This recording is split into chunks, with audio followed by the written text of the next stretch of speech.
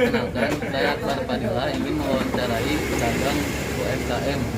Langsung saja ya ke nomor 1, yaitu perkenalkan siapa nama Bapak, alamat tempat jualan ini, produk yang dijual, dan ini usahanya yang Bapak dirikan tempat ini. Murah-murah air karena tempat jualan yang kasar. Terus untuk produk yang dijualnya, Siapa yang ngomong lihat mukanya gitu? Bubur ayam sama bubur kacang hijau Madura. terus lanjut ke nomor 2 ya. Alasan kenapa Bapak membeli produk dari pengusaha? Karena biaya hidup kali ya. Biaya hidup untuk kebutuhan juga. Selain itu ada lagi Pak? Dan itu aja. Lanjut, udah belum? Lanjut ke nomor 3. Menurut Bapak, bisnis itu apa sih? Bisnis pertanyaannya berat, lumayan berat ya. Kalau bisnis itu menurut saya paling ya sesuatu yang menguntungkan gitu. Menguntungkan seperti yang saya lakuin sekarang kan, jual beli gitu. Jual Ada beli yang gitu. ada produk yang harus dijual, terus ada keuntungan yang kita gitu aja. Berarti intinya bisnis itu untung ya, Iya, menguntungkan. menguntungkan. Berarti kalau rugi bukan bisnis itu ya. Emang harus untung sih kalau berbisnis ya. Harus itu. Bagaimana Bapak merencanakan bisnisnya dalam jangka pendek, menengah, dan jangka panjang? Rencana Bapak nih, misalkan jangka panjang itu gimana rencananya? Ya kayak tadi itu sesuatu yang menguntungkan untuk jangka pendek maupun jangka panjang. Ya kita harus ibaratnya punya keuntungan buat makan hari ini, terus buat besok ya sampai seterusnya kayak gitulah. Rencananya itu biar untung terus gitu, gimana? Terus Apakah misalkan akrab dengan konsumen atau gimana? ya itu salah satunya juga. Salah satunya juga berarti harus akrab dengan konsumen, jadi biar betah gitu ya nomornya. Lanjut ke nomor 5 ya. Perubahan apa yang Bapak inginkan dengan menjalankan bisnis ini? Perubahan kan bisnisnya sekarang keadaan seperti ini. Apa sih yang pengen Bapak rubah gitu? Perubahan untuk kedepannya? Apakah pengen tambah maju gitu, buka cabang lain? Ya jelas lah kalau misalkan kita bicara tentang maju ya semua ingin maju.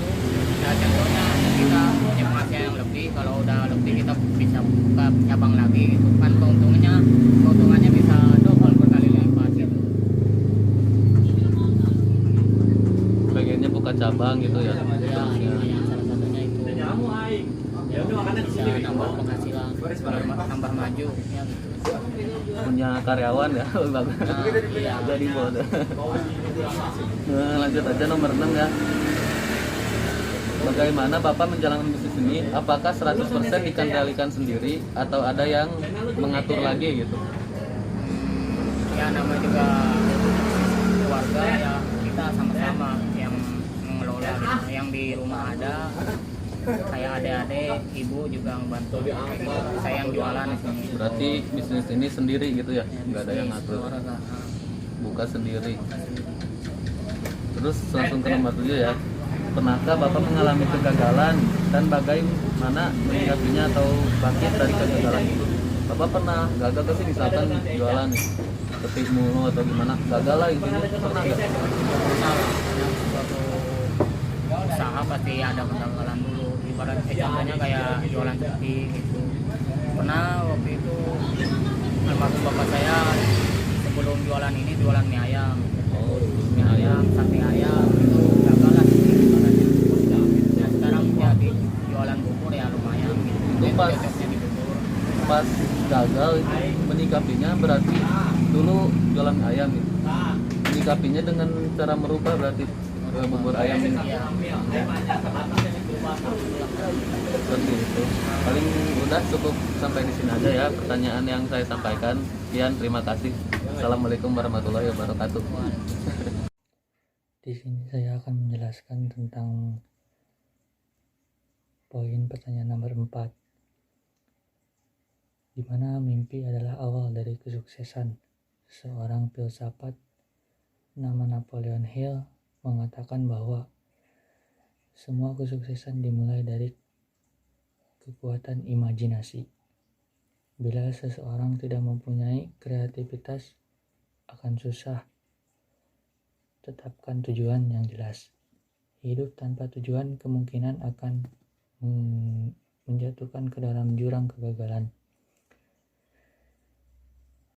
Kaitannya dengan poin nomor 4, yaitu bagaimana seorang pengusaha mempunyai impian agar usahanya terus berjalan dan maju dari mulai jangka pendek sampai jangka panjang.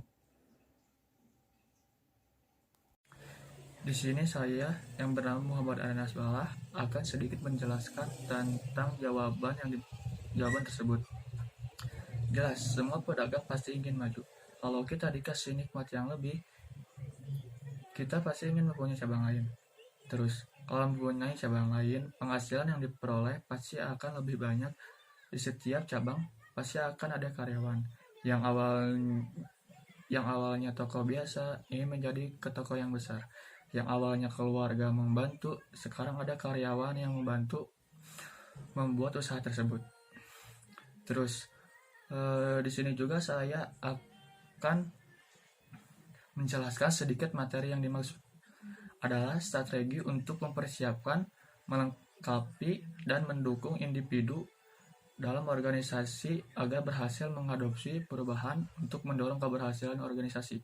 Self-driving sendiri tak lepas dari kata pengendalian diri, yang artinya bagaimana cara kita mendesain, memproyeksikan diri, menentukan arah hidup, serta kekuasaan diri kita dalam menentukan jalannya kehidupan. Seperti layaknya seorang pengemudi dan penumpang yang memiliki fungsi dan tugasnya masing-masing. Seseorang dengan mental self-driver cenderung memikirkan perencanaan hidupnya tanpa banyak campur tangan orang tua. Ia berani memutuskan sesuatu dan siap menanggung resikonya. Ketika mengalami kesulitan, ia lebih memilih mencari solusi yang tepat ketimbang mengeluh. Dalam bisnis Pak Ahmad yang kita wawancarai, dia tidak termasuk ke dalam 100% self-driving karena masih dibantu oleh orang tuanya dalam menjalankan bisnisnya tersebut.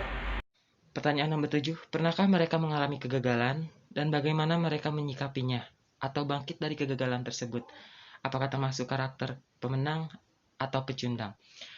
Arti dari pemenang sendiri ialah orang yang belajar dari masa lalu untuk menjadi lebih baik ke depannya.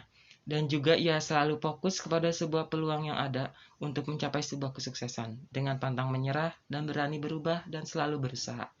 Sedangkan pecundang adalah orang yang selalu fokus pada kesulitan tanpa adanya solusi dan mudah menyerah pada setiap rintangan dan hanya berpikir pendek, tidak melihat ke depannya dan selalu merasa cepat puas.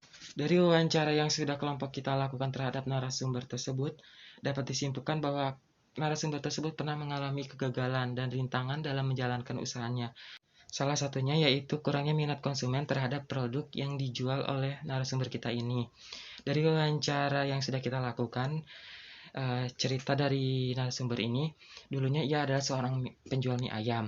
Namun, dengan penjualan mie ayam, penjualan mereka pun sepi dan menurunkan omset mereka. Sehingga mereka berpikir bagaimana caranya agar produk yang mereka jual dapat disukai dan diminati sehingga ramai kembali. Lalu narasumber kita ini mengubah produk jualannya yang semulanya dia berjualan mie ayam dan sekarang dia berjualan bubur ayam dan bubur kacang hijau. Karena ia melihat peluang usaha dalam usaha itu sangat baik. Dan narasumber kita ini ialah orang yang belajar dari masa lalu untuk menjadi lebih baik ke depannya dan berani berubah dan selalu berusaha untuk menjadi yang terbaik lagi. Sehingga dapat disimpulkan bahwa narasumber kita ini adalah seseorang yang mempunyai karakter pemenang dalam menjalankan usaha bisnisnya. Terima kasih.